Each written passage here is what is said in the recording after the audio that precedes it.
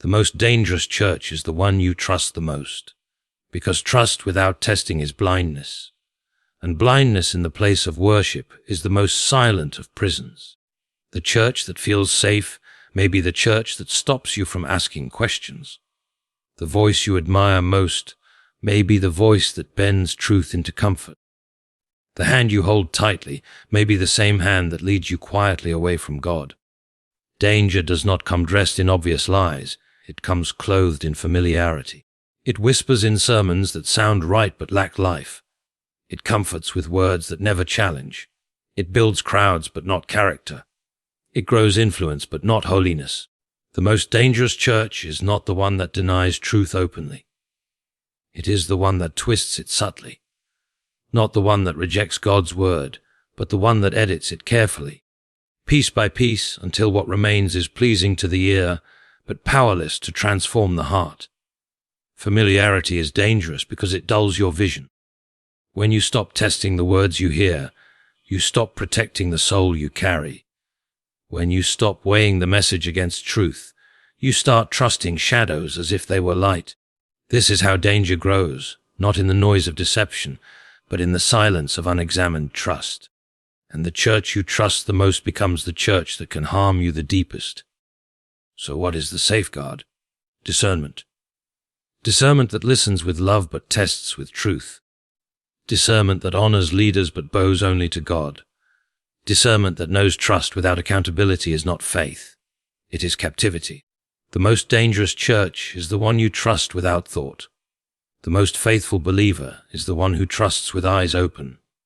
Eyes that see beyond charisma. Eyes that test beyond comfort. Eyes that choose truth even when it is hard.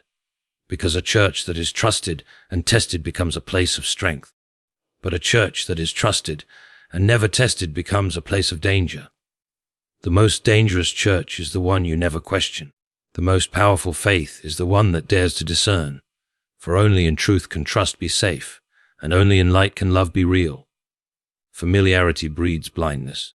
The more we trust without testing, the less we see. The less we see, the more we assume, and assumptions are the soil where deception grows.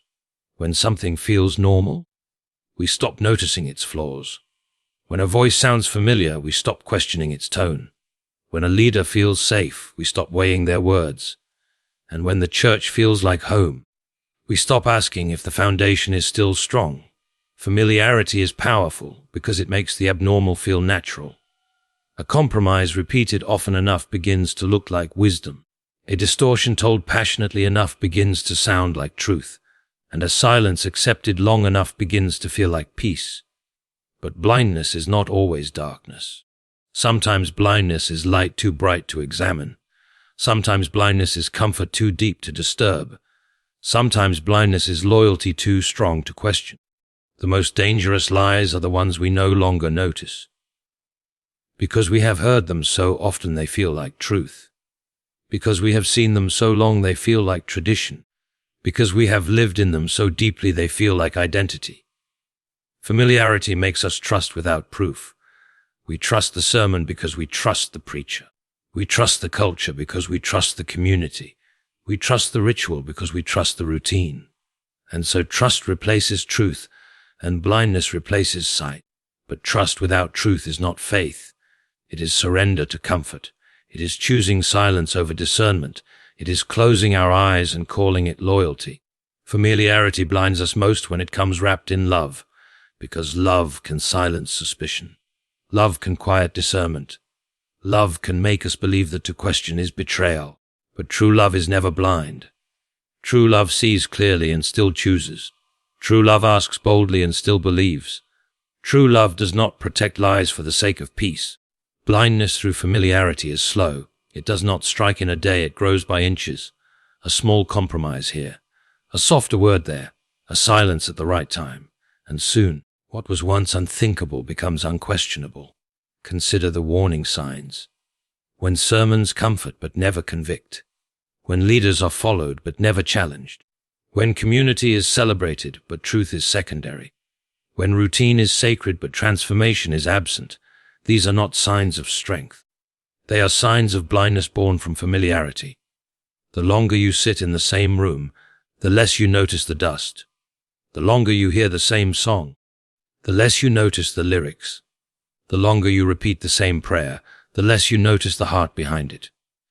Familiarity dulls the senses, and dulled senses cannot detect danger. This blindness is costly. It costs discernment, it costs growth, it costs truth. It costs the very essence of faith itself, because faith without vision is only ritual, and ritual without meaning is only noise. The most trusted church is not always the safest. The most familiar voice is not always the truest. The most comfortable community is not always the most faithful. And the most normal routine is not always the most righteous. Familiarity must be tested, or it will blind you. Trust must be examined, or it will enslave you. Tradition must be measured, or it will deceive you. To see clearly, you must resist the blindness of routine. To live faithfully, you must break the comfort of assumption. To follow truth, you must test even what feels safe. Because familiarity is not evil in itself, but when left unchecked, it becomes the most silent of enemies. It asks nothing of you except that you stop noticing. It requires no rebellion, no denial, no rejection. It only requires that you close your eyes and keep walking. Comfort can disguise danger. What feels safe can be the very thing that keeps you asleep. What feels peaceful can be the very thing that steals your guard. What feels like home can be the very place where compromise grows unnoticed. Blindness from familiarity often leads to comfort that feels holy. We mistake stillness for security. We mistake silence for harmony. We mistake ease for blessing. But not every peace is God's peace. Not every calm is His presence. Some comfort is a disguise. Some comfort is the slow poison of complacency. Comfort teaches us not to ask questions, because questions disturb the calm, because questions create tension, because questions pull us out of the easy rhythm we have learned to enjoy.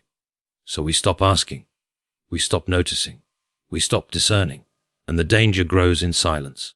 Danger loves comfort because comfort makes us quiet. Comfort makes us passive. Comfort makes us unwilling to risk offense. Comfort makes us unwilling to rock the boat.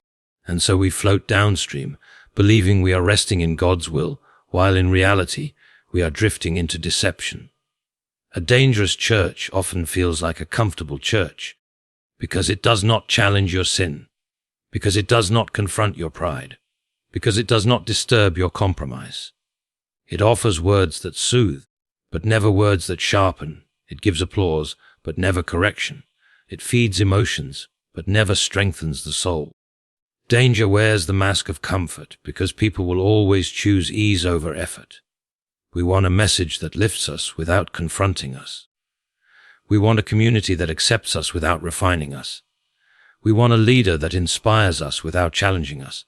But what is easy is rarely what is holy, and what is holy is rarely what is easy. Comfort is a soft pillow for a drifting soul. It keeps you sleeping when you should be awake. It keeps you resting when you should be rising. It keeps you quiet when you should be speaking. It keeps you satisfied when you should be seeking. True faith is never comfortable for long, because true faith calls you higher. True faith cuts away what is false. True faith exposes what is hidden. True faith is light, and light is never comfortable in the presence of darkness. So be careful when the place you trust most feels too safe. Be cautious when sermons never disturb your spirit. Be watchful when leaders never speak words that sting, because growth always requires discomfort, and truth always demands sacrifice. The most dangerous church is not the one that shouts falsehood in your face. It is the one that gently lulls you with half-truths until you stop noticing. It is the one that replaces conviction with motivation. It is the one that replaces repentance with reassurance. It is the one that replaces transformation with tradition. Comfort tells you, stay as you are, but the Spirit of God says, be transformed. Comfort says, you are fine, but God says, be holy, for I am holy. Comfort says, don't worry, don't struggle, don't change. But truth says, fight the good fight, run the race, carry the cross. A church that only comforts is a church that quietly kills. Because faith without fire becomes form without power. Because love without discipline becomes sentiment without strength. Because worship without obedience becomes ritual without meaning. Dangerous comfort does not ask you to reject God. It only asks you to settle for less of Him. It does not demand rebellion. It only requires passivity. It does not shout, "Leave the truth." It only whispers, "Stay as you are." That is the true disguise of danger. It hides in the safety of what feels right.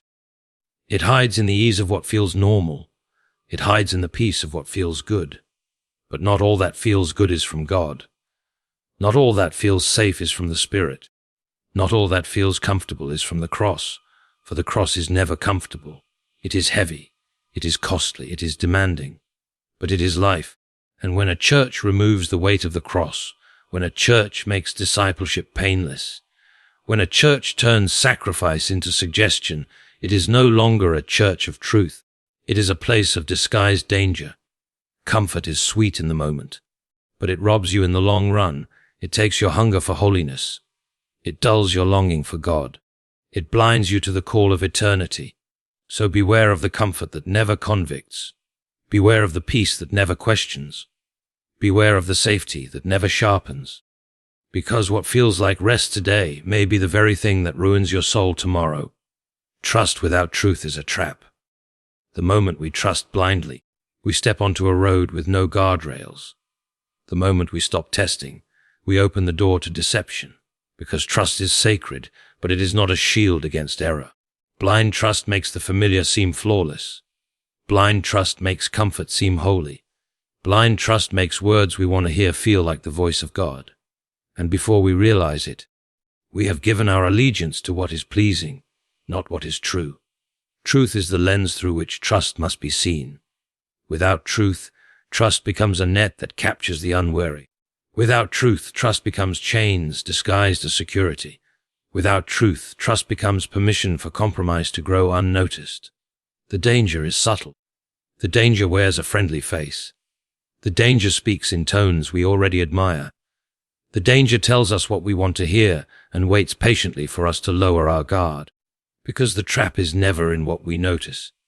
The trap is in what we fail to question. When trust is untested, loyalty can blind the soul. We follow because we admire. We follow because we feel safe. We follow because we fear to question. And the one we trust may lead us away from the very truth we claim to love. Every leader, every institution, every voice can be a channel of truth or of error, and trust without truth cannot distinguish between the two. It will embrace falsehood as easily as it embraces fidelity. It will reward comfort over conviction. It will value popularity over principle. It will mistake approval for righteousness. The trap is dangerous because it feels right. It feels loyal. It feels faithful. It feels honorable, and the heart, full of good intentions, cannot sense the danger until it is too late. Truth is not optional for trust. Trust is not love without truth. Trust is not faith without testing. Every word must be weighed. Every teaching must be examined. Every action must be measured against what is eternal, not just what is easy. Trust without truth allows the subtle to become strong. A whisper of compromise repeated daily becomes a commandment of habit. A slight bend in doctrine repeated gently becomes a wall of false certainty. A quiet omission repeated often becomes a blind spot that swallows the soul. The trap works slowly. It does not demand rebellion. It does not force disobedience. It only asks for quiet acceptance. It only asks that we stop questioning. It only asks that we rest in a faith that has stopped growing. Faith without truth is like a lamp with no light. It looks impressive from a distance. It warms no one. It guides no one. It illuminates nothing. Yet we protect it. We cherish it. We follow it. And in doing so, we step deeper into the trap. Every true disciple must learn to test what they trust.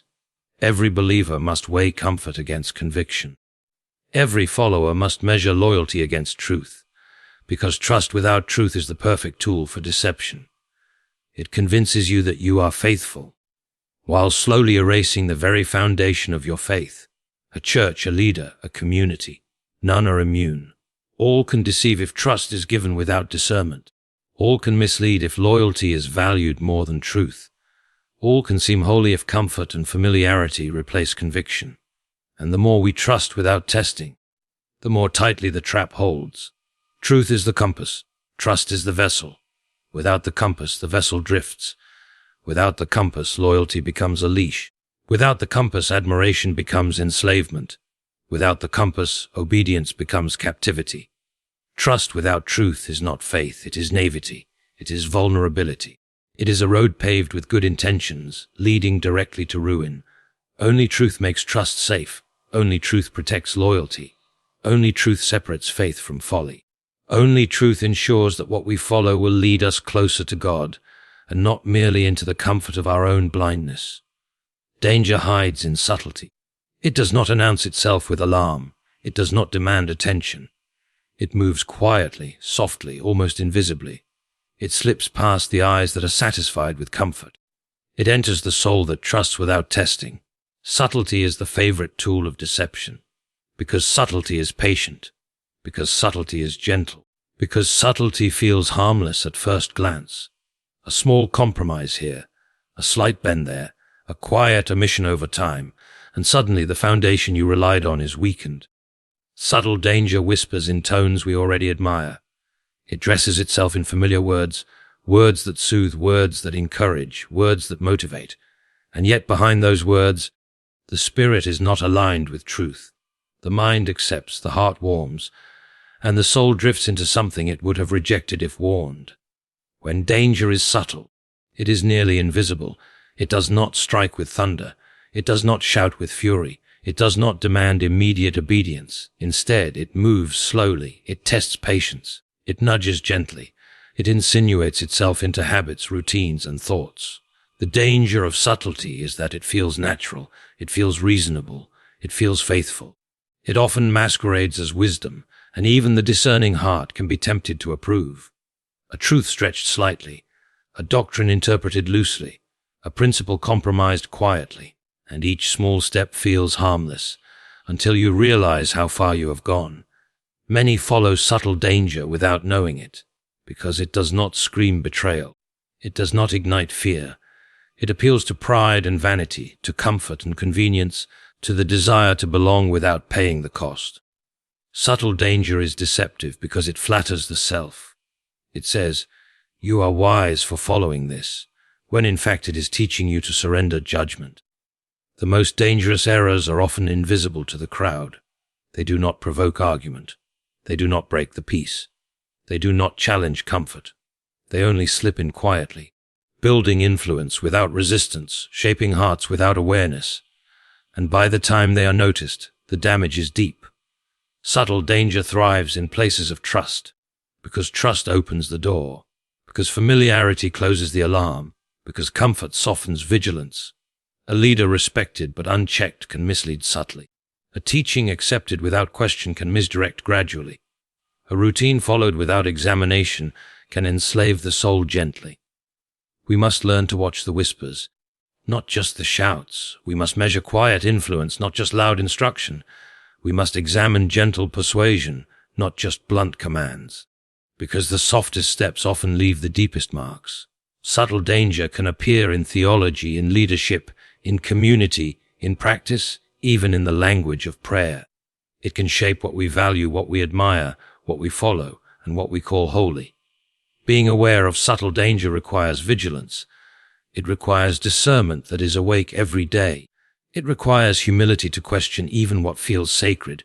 It requires courage to resist what seems harmless but is not true. It requires the willingness to be uncomfortable for the sake of clarity. Subtle danger does not warn you. It does not give signs in red letters. It is silent, patient, relentless. It does not care if you notice. It only cares that you comply quietly. It does not demand your surrender all at once. It only demands it piece by piece, step by step, until freedom is gone and deception has claimed what could have been your truth.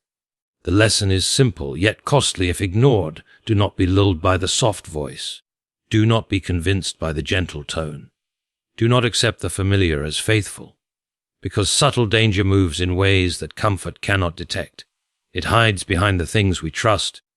It thrives in what we accept without testing, and it only reveals itself when the damage is already done. To follow truth faithfully, we must see with eyes wide open. We must test what feels right. We must question what seems harmless. We must weigh every teaching, every word, every influence. For subtlety is not weakness, it is cunning, and the soul that ignores it is the soul most at risk. Accountability guards faith. Faith left unchecked is like a fire with no walls. It can warm, but it can also consume. It can guide, but it can also mislead. Without accountability, faith drifts into assumptions. Without accountability, loyalty drifts into blindness. Without accountability, truth drifts into compromise. Faith is not self-sustaining. The human heart is prone to error, to pride, to laziness, to self-deception. Even the most sincere intentions can be twisted by familiarity, comfort, and subtle influence. Accountability is the safeguard against that drift. It is the mirror that reflects reality. It is the compass that corrects direction.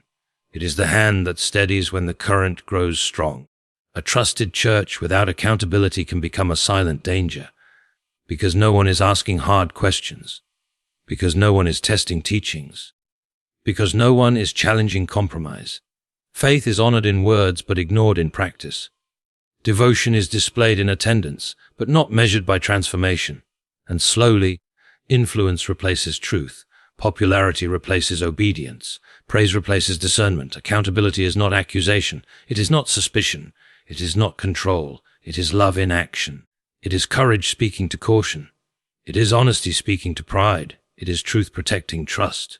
Without it, trust becomes blind and loyalty becomes chains. The presence of accountability keeps subtle danger visible. It exposes the whispers that might otherwise be accepted as wisdom. It shines light on the small compromises that slowly erode integrity. It reminds leaders that influence is responsibility and reminds followers that faith is not convenience. Accountability demands humility. It requires the willingness to be corrected. It requires the courage to question respectfully. It requires the discipline to measure every word, every teaching, every influence. Because faith without this discipline drifts. Faith without accountability drifts into error. Faith without accountability drifts into illusion. Even the most righteous communities need accountability, because human hearts are fragile, because intentions can be missiled, because words can be twisted, because influence can be misused. A leader who is never challenged may become proud. A teaching that is never examined may become distorted. A congregation that is never accountable may become passive. The cost of neglecting accountability is hidden at first.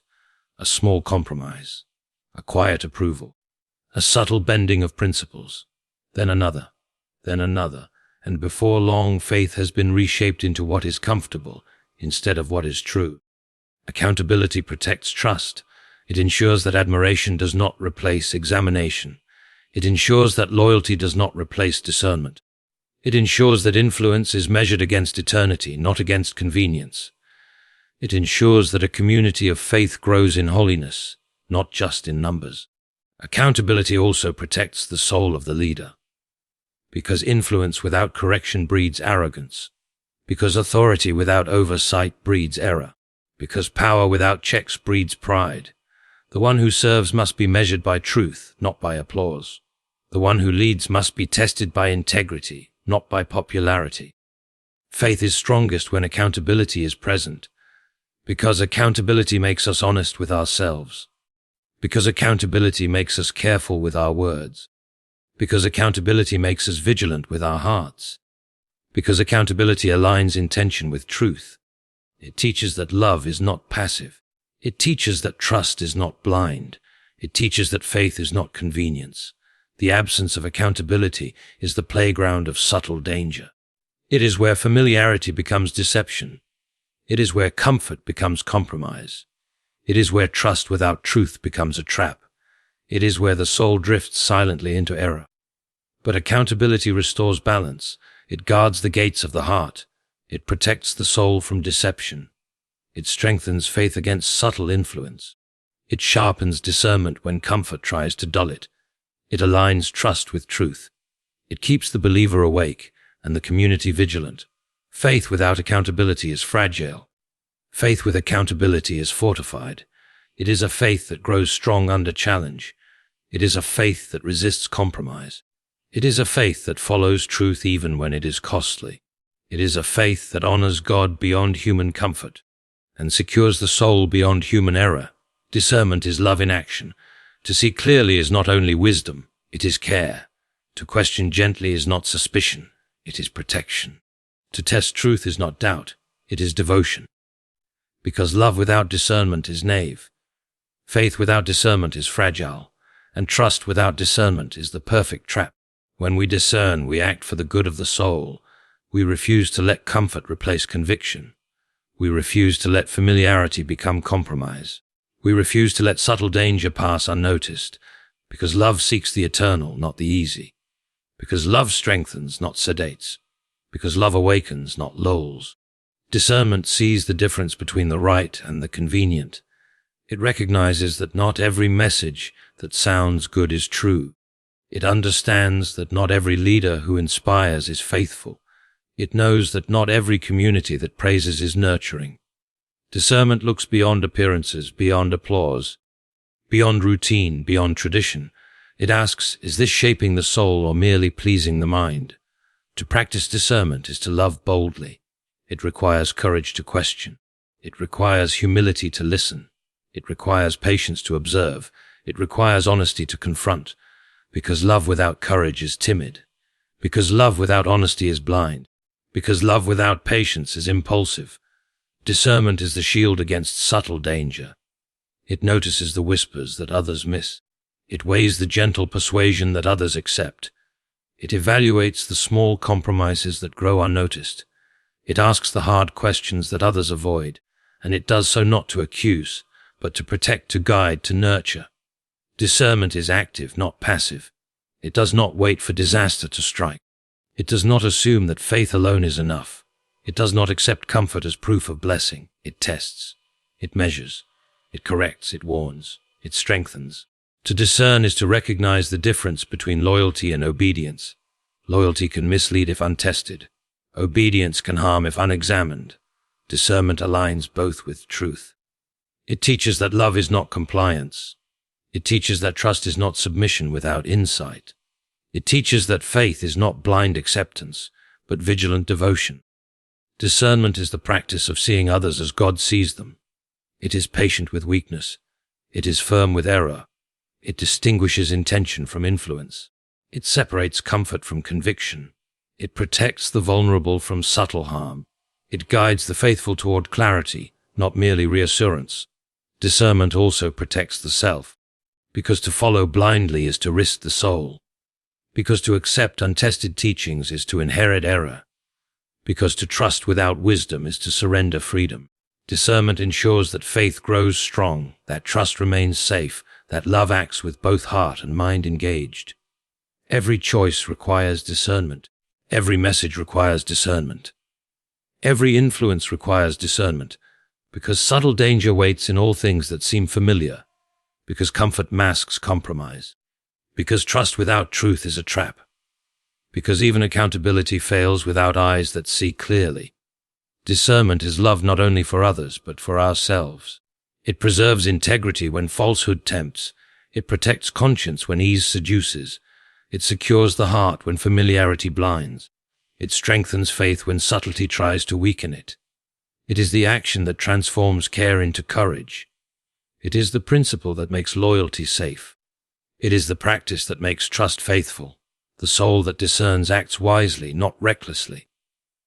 The believer who discerns loves faithfully, not blindly. The community that discerns grows strongly, not comfortably. Discernment is vigilance and mercy combined. It is insight and compassion joined. It is the heart awake, the mind alert, the spirit engaged. To love without discernment is to leave the door open to harm. To trust without discernment is to walk blindly. To follow without discernment is to drift without direction. But discernment sees the risk. Discernment chooses truth over ease. Discernment acts when comfort would rest. Discernment protects when blindness would surrender. Discernment is not easy. It is not passive. It is not polite. But it is necessary, because the most faithful love is the one that guides. The most courageous loyalty is the one that tests. The most enduring faith is the one that sees clearly, acts boldly, and chooses truth over convenience every single day.